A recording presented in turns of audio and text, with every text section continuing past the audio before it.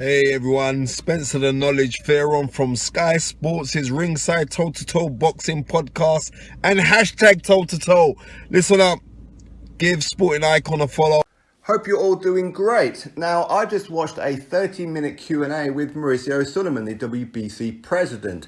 He's in a very, very small room. I'm presuming that the people in the audience who all sat around tables are about to have a dinner, have a free meal, all that kind of thing, were members of the press, journalists, etc. And Mauricio Sulaiman opened up the floor by saying, basically, ask me anything you want. There's nothing off limits. And if you have any ideas for improvement, let us know. Now, unfortunately, whoever they are or were in the audience didn't really seize that opportunity. I'm telling you, if I'd have been there, I'd have talked the ears off of Mauricio Sulaiman with not only questions about certain things as to what's going on, but also about ideas for change, because there are a lot of things that people would love to change. For example, make the WBC Silver Champion mandatory. Forget interim title and all this kind of thing. Whoever holds the Silver Championship should be mandatory. That kind of thing. But anyway, the press didn't really take any kind of advantage of any of this whatsoever, and were pretty much talking about PED use, which is pointless for Mauricio Sulaiman because he has, the WBC have like their own clean boxing program and enforcing their rules, but that's no good if the other sanctioning bodies don't do it too. So these kind of things were taken out of his hands. So asking questions about PEDs and what America should do and the world of boxing should do is pointless, really, isn't it?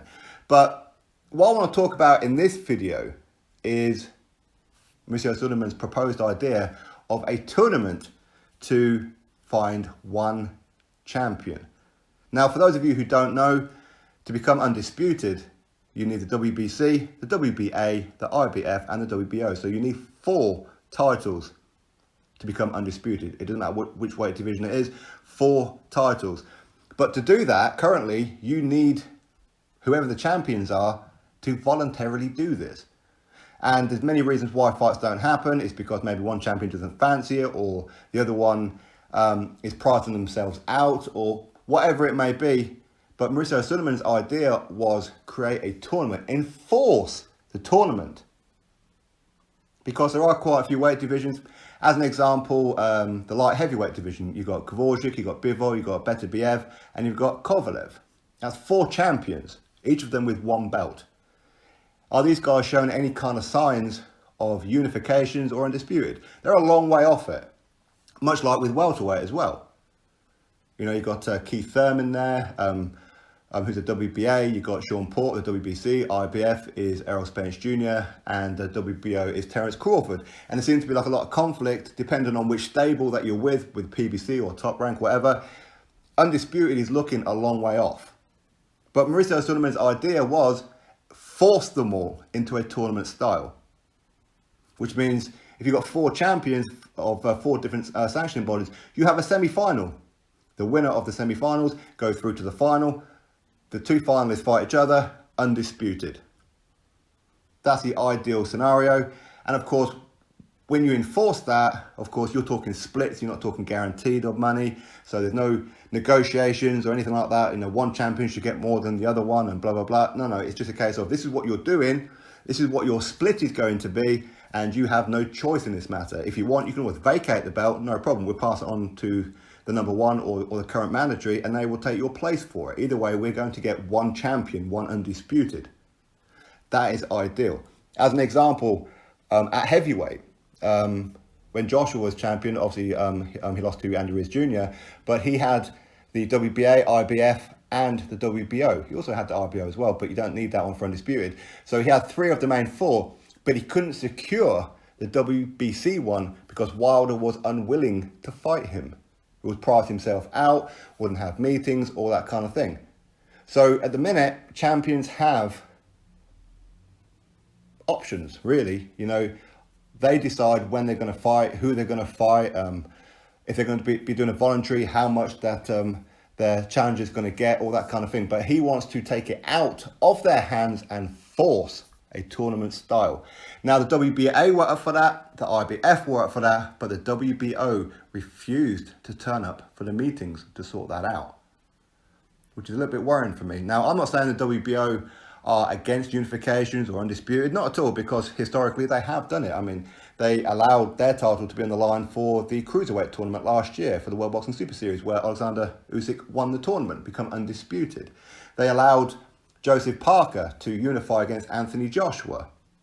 But at the same time, the WBO... Actually, let's settle this myth right now, because there seems to be a myth amongst quite a few people where they seem to think that a unification takes precedence over everything else and a sanctioning body has no choice, they have to agree to it. That is not true. Now, listen, if two champions want to fight each other, the chances of the sanctioning body getting in the way of it is very slim to none, okay? But there's nothing written in stone where they have no choice but to allow a unification or undisputed or whatever.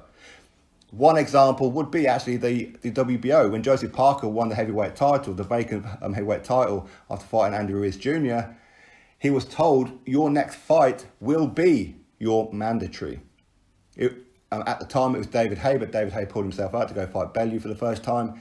And Hughie Fury then replaced David Haye. So they said, right, Parker, you are going to defend that title against Hughie Fury. There will be no voluntaries and no unification. None whatsoever. They put this out in black and white so everybody could see it. No unifications. So they forced him into Hughie Fury. That fight didn't quite come off in New Zealand. They postponed it, rearranged it, and of course it happened in Manchester eventually. But no unifications were allowed until he fulfilled that mandatory. So every sanctioning body, while they would usually allow it, if they're dead set against it, they don't have to allow it. So again, just close off that myth. But going back to the tournament style, I like the idea. For me, I think that all champions at some point should be forced into it. So for example, every 4, maybe 5 years, all the weight divisions, they can do alternative or whatever. They don't have to do all the tournaments within 1 year, wait 5 years, not at all, just do it alternatively, where you will enforce an undisputed champion from each weight class. So for example, you have 4 weight classes this year, 4 weight classes next year, 4 weight classes the other one. And whoever fought this year to become undisputed of that weight class, you don't have to do any kind of tournament for the next 3, 4, maybe 5 years. That would be ideal. Whoever becomes undisputed gets maybe 1 title. Okay, they maybe put the Ring magazine as it, or create a physical title for lineal, because lineal, let's be honest, it's a fictitious title, is what it is. There's too much ums and ahs about it, as there should somebody be lineal, because there's no physical title there, and there's no sanctioning body to enforce anything, really. So maybe create some kind of belt where all of them together, all clubbed together, create this one belt. You are the undisputed. The rest of the belts, you can vacate them all, do whatever you're going to do. So other people can then go fight for the belts. And if they end up doing another undisputed at some point, the winner of that one will fight the current undisputed, whoever that may be. So, listen, there are twos and fro's as to maybe this way would work, maybe this way wouldn't work after the winner. But ultimately, let's get a winner for each of the weight divisions. Go right away down to the minimum weight. You got Moonsri, the WBC champion. He's currently 53-0, and he's taking fights against people who's got hellacious losing streaks, against journeymen. He's doing 4-rounders, 6-rounders, 8-rounders, some of them against guys he's already beaten. So he would be forced into unifying against other champions, and we ultimately find out how good he is. Same for all other kind of like weight divisions. But either way, for me, I like the concept of Mauricio Sulaiman doing that. I'm disappointed that the WBO were not up for this one. As I said, the WBO are not against unifying or anything like that, but it just seems to me that they just didn't want to be working with the other ones and all coming together collectively and forcing their champions into a unification. But of course, it is going to come a time, as an example, when Joshua was champion for like those 3 titles, and Wilder was champion for WBC. How could they force that one? It's going to come together where all the sanctioning bodies going to have to come together and work out some kind of split. Would they all agree that it should be a 50-50? Would it be a case of, well, Joshua's got 3, so therefore he should get 75%, Wilder, you get 25%? Would the WBC agree to that? It's difficult to say, isn't it? It's difficult to say. And again, you could probably argue, well, it's unfair for Joshua to have to give up all that percentage and concede to Wilder for 50-50, when Wilder he's the equivalent to a minor league baseball team, is what he brings in money. Whereas Joshua, he brings in, you know, the NFL finals. You know, this is the kind of thing, like the difference of what it is. So again, there's conflict for sure. But listen, if a champion is unhappy about doing that, no problem. Vacate the belt. Do whatever you're going to do. But nobody should be called lineal until you are undisputed, which is, again, one of the rules, which is why Vladimir Klitschko should never have been considered lineal, because he never beat Lennox Lewis.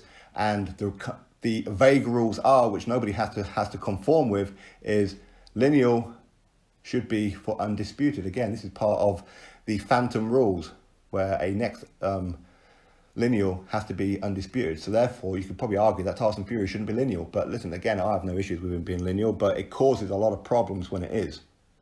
But anyway, that's my thoughts on it all. So for me, I agree with Mauricio Sulaiman that they should enforce their champions to unify. What happens after then? Listen, these guys have to work it all out. But for now, I agree with the tournament style. You drop your thoughts below, click thumbs up, and of course subscribe. Catch you all on the next video.